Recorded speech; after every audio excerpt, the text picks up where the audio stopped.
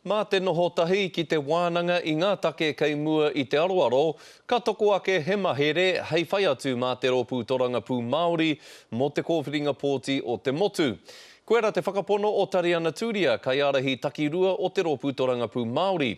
I aia e kōrero mai ana ki a mātou I te rānei, ka puta hoki e tahi urupare āna, e pāna ki ngā whakapātaritari a Hone Harawira.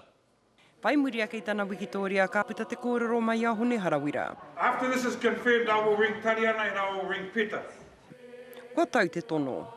There was a message on my phone from him saying that he would call me today.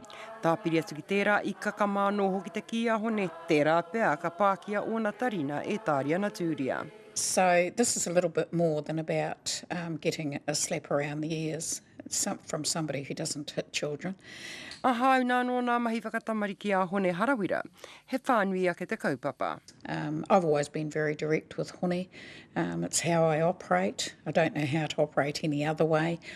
I think that he's probably taking that from over the years when things haven't been going right. I've been very direct with him about those issues, about how I felt that we needed to move forward and work together.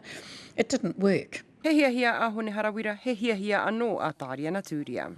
My preference really is to wait until we've met on Thursday night, the party, so that we can be very clear about any discussions with him. Ki te kōrero mo te huarahi haere whakamua. Look at the strategy that the Māori Party had in the north, what went right and what went wrong, as to whether we do contest that seat.